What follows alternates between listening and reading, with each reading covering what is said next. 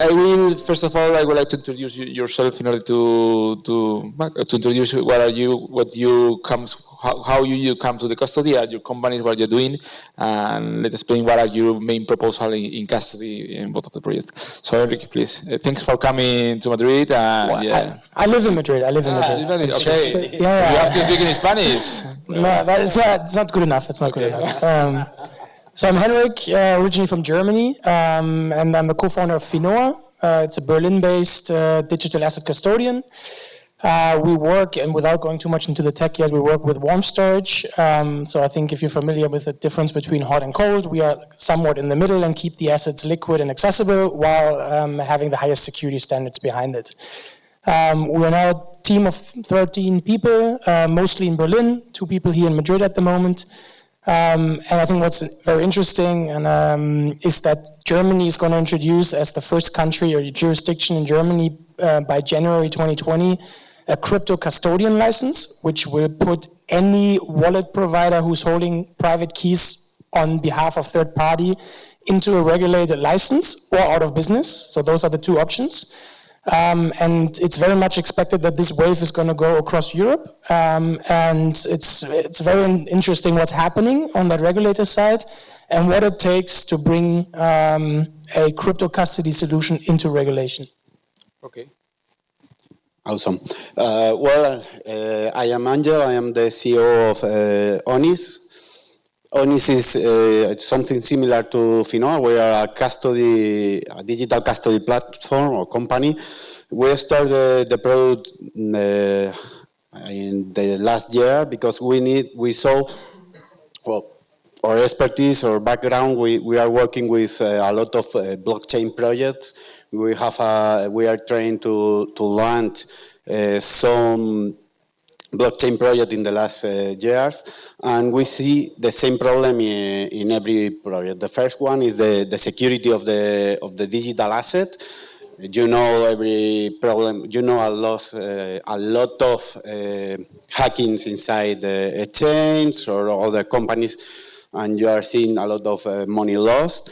In the other side, we see that all the projects that we are trying to do in the blockchain scene have the same regulation problem, as you say, Enrique. After that, we see that these 2 problems have to be resolved with one product.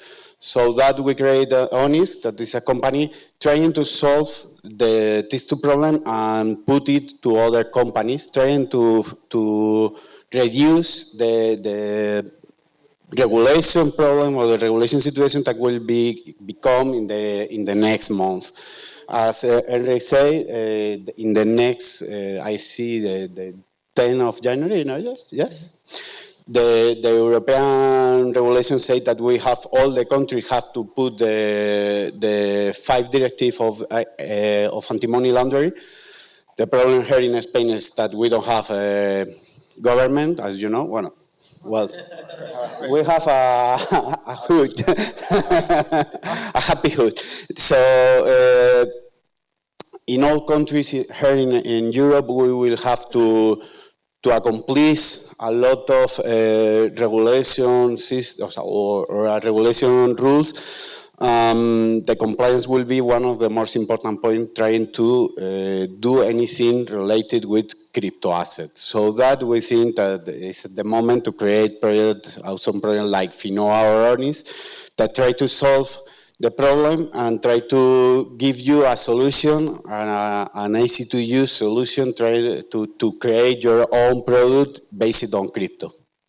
Okay, so I'm going to ask you some question. I hope that you spend like 1 minute or 2 minutes to replay and to follow on. So the first question is, what do you think? Well, we know that a lot of people have lost the case, but what do you think about not your keys, not your coins? What are the typical phrase that usually people say, that if you don't have the keys, you don't have your bitcoins, but at the same time, a lot of people really needs that. So what's the trade-offs and what people really needs?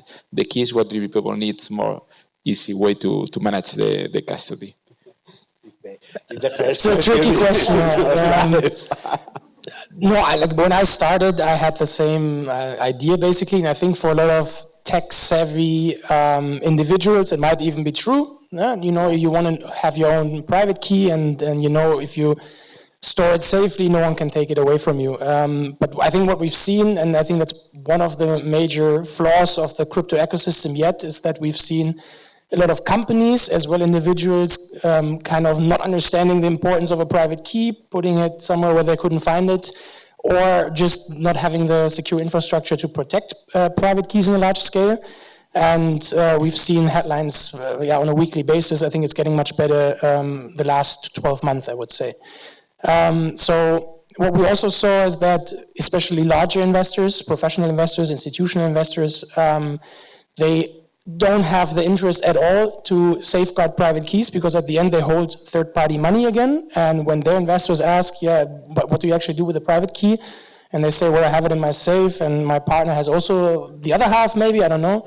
It's not really a satisfying answer. So that's when we saw, which we started in the beginning of 2018, that there is a big gap between what crypto ideologists think you need to have and what the majority of the market or the mainstream market needs. And the traditional financial system works well. Your assets, at least your euros in your bank account, I don't think you've ever lost any euro.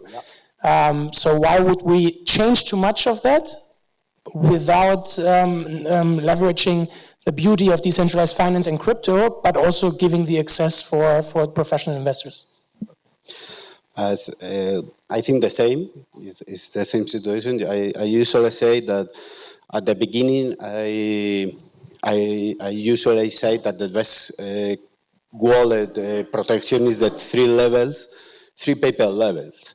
The first one in your pocket, the second one in your house, and the third one in your mother's house, because she knows where is the paper. But this is true if you have less than 1 Bitcoin. Things that you have more than 100, 1,000 Bitcoins. Do you think that this is good idea to have your pocket, or in your pocket, your keys? I don't think so. In the other side, you can see that institutionals, companies, or something like that need not just the problem with the keys, a problem with the person that use your keys. Imagine that or as Securitas say, what happened when you die? What happened with your keys when you die? Or what happened when stolen your mobile? A lot of people here have a hot wallet inside your mobile, your phone. I don't remember exactly who is the person. I think you tell me that the situation that you only use Samsung because it's like you are fixed to it because you have all your product, all your apps inside your Samsung. 2 factors and something like that. Okay, so usually we think that have our keys in our with us is better, but how much of the person that say here have your money behind your bed? You usually use companies like banks. All the people hate banks, but use banks. Yeah. So in some cases... Okay, another question. I'm going to change the flow in order to... What do you think there are out of exchangers that they take the risk of the custody, and there are other exchanges that are the custody by Fino or by on ice. What do you think is better? Do you think the exchanger will delegate this risk or will get the risk?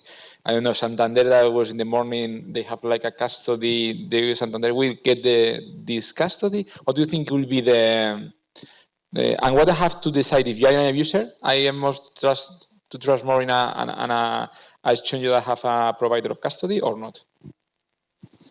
You know Kraken. So the CEO of Kraken said that you don't save or you don't hold the money inside their own chain because they are on a custody platform. they want to offer. They are working, trying to do a lot of things as exchange, but not as custody. So it's not in the focus of a company work with or create a custody implementation or a custody system that will work as well as a particular or a vertical company that wants to work in just one thing, that is the custody. So in my case, I prefer to use companies that delegate the custody to other companies. I know that it has a cost for the exchange, and this will repercute to me, but it's better to use custody companies for that. It's the same that banks. Banks don't have the real money. The money has in real custody or fiat custody company has Prosegur, Lomis, or something like that. Yeah, maybe also to add, I think if you again look at the traditional financial system and how it's built up, and how you have the risk spread between different players by regulatory law, that, for example, a fund is not allowed to hold its own assets. It has to not only work with a fund administrator, but also with a technical custodian. And I think the importance is also to make a difference between custodians and technical custodians, because I think what we both work in is technical custody. And that's also true for, I think, the majority of BitGo and the custodians you see today, the technical custodians. Because what an actual custodian in the traditional financial system also does is the whole fund administration. They set up funds, they manage the funds, they check the fund managers if they do the trades in the interest of the clients, etc. pp. And all of that, technical custodians in the digital assets place, as of today, don't do. That being said, I think it's very important to have that difference between, for example, an exchange and the custody player behind. It's not only a risk diversification, but it's an actual physical protection. You know? And also when you again talk to professional investors in the traditional place, they work with 2, 3 custodian at times, also to diversify the risk. So this makes a lot of sense as well in the digital asset place, because God forbid any of the large custodians has a major breach again. This is not only going to set back the whole market by probably 5 to 10 years, but it's too much risk at one point. You know, it's not a winner takes it all market. Definitely not. Okay, and another question I will ask you: what do you think about? Do you have any insurance about the capital that I leave in your custody? And in that case, is it better to have 2 custodians, 1 custodian, 3 custodian, 5 custodian? It's too complicated. What do you think is the best solution? Because, first of all, what kind of insurance do you have? And it's in case you have insurance, probably it's better to divide, or?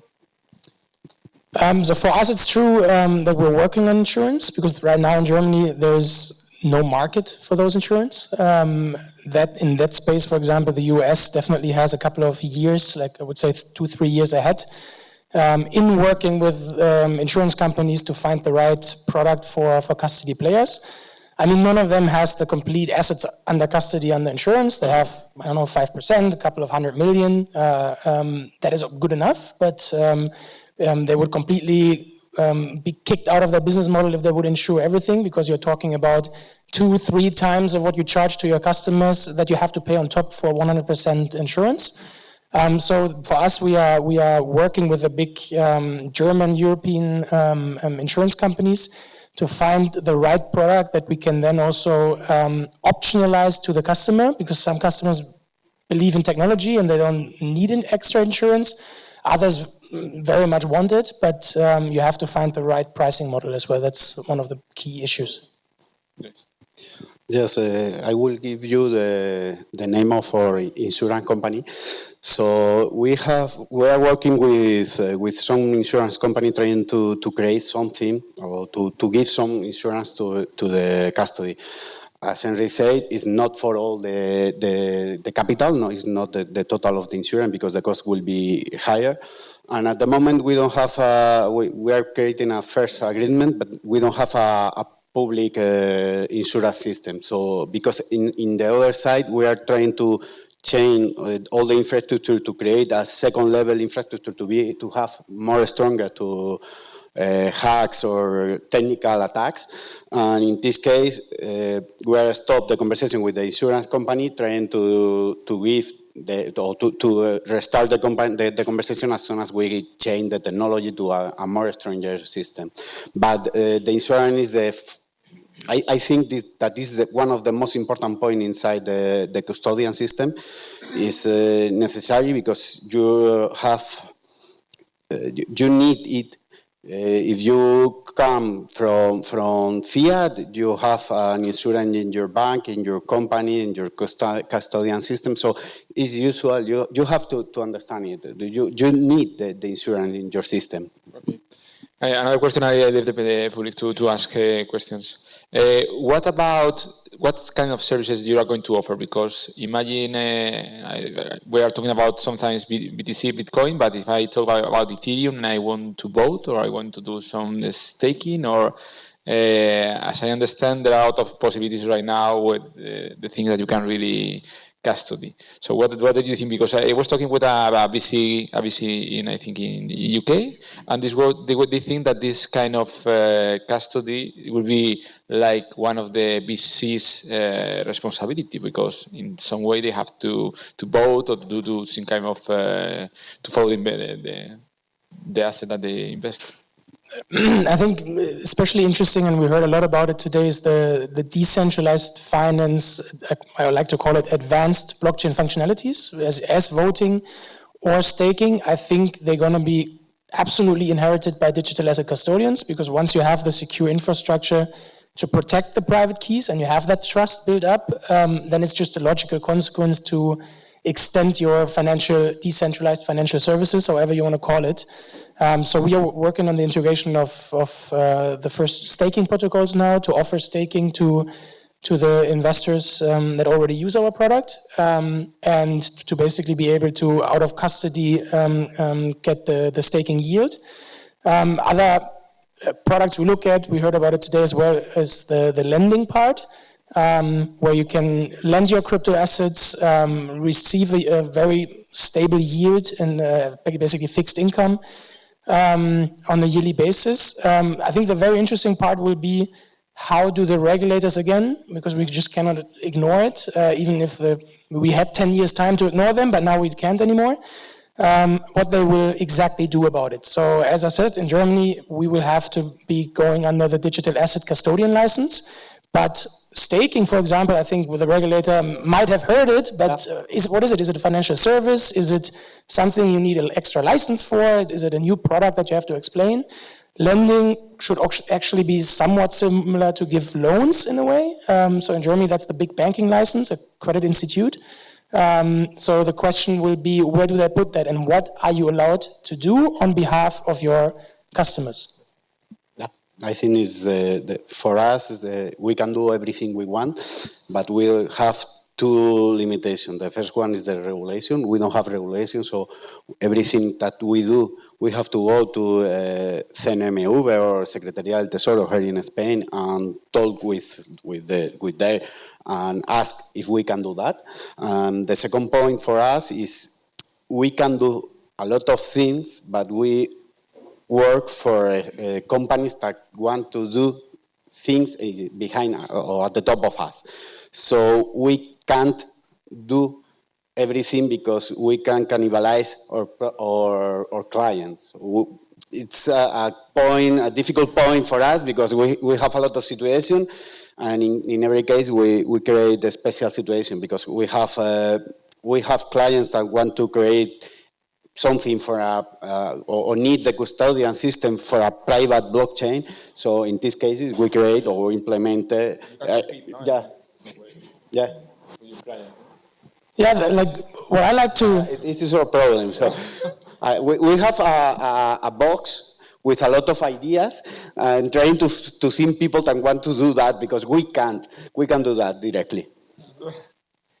The way we look at it a little bit is we talk in the traditional financial system, we talk a lot about open banking, like opening up the platform, the customers, and plug and play basically additional financial services from externally, like not doing everything on your own, which I think makes a lot of sense in this sphere as well. There's great lending players already in place with multi-billion of assets in lending.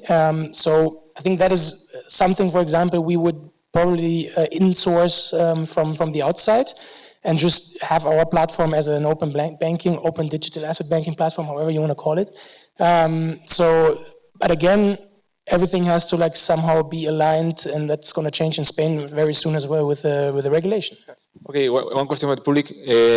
Peter, do you have any question? Because you are a fund manager of digital assets. Do you need to have any insight? Yeah, well, we have to go here. Yes, really. Why is not her? Yes, you have to. Yes, can you want to come? Can you want to do? I don't have much more to say. First of all, thank you for explaining us and talking about your business. I think we're pretty aligned on the views we have around custody.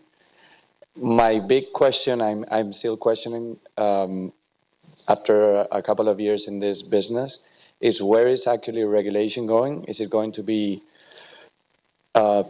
in some way copy-pasting what the regulator is doing now for fiat in terms of AML, KYC, etc.? Or is the regulator, and you're German, probably you know more about what is coming in 2020, is the regulator actually going to look into what is a digital asset, what is cold storage, what is multi-sig, what is all that, in order to create a regulation aligned with the needs that the clients will have in the future?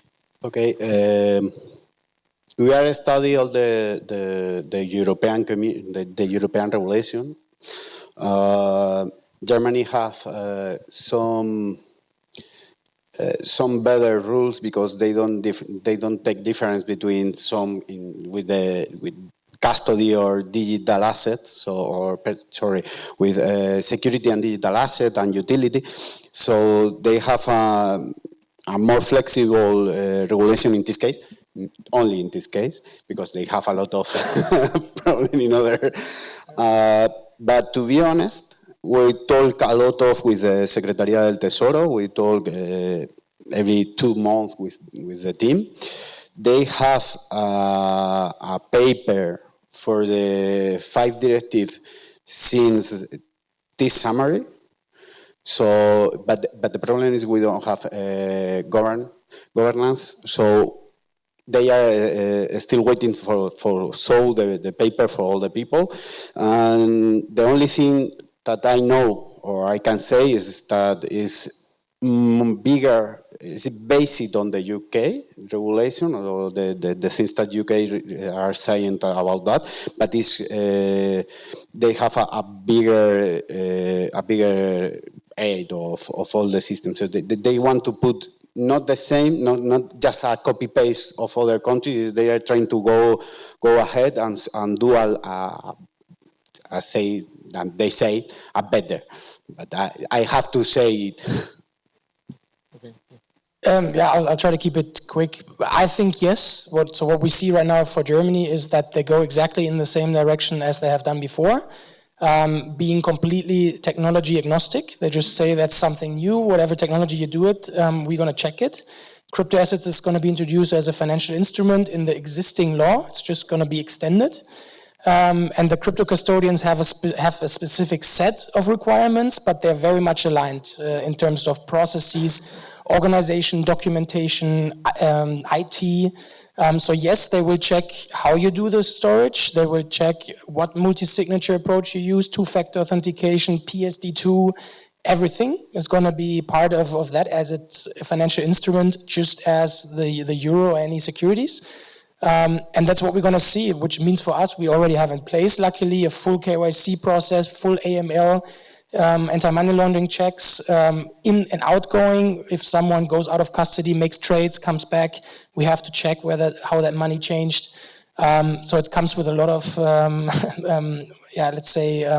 requirements and responsibilities. But I think this is, to my point of view at least, the way to make crypto mainstream, because at the end, what I believe is still, no one has to understand private keys, just as you don't really understand where your euro are currently lying, but you know that they're in your bank account. And I think we're going to see the same for decentralized finance and crypto.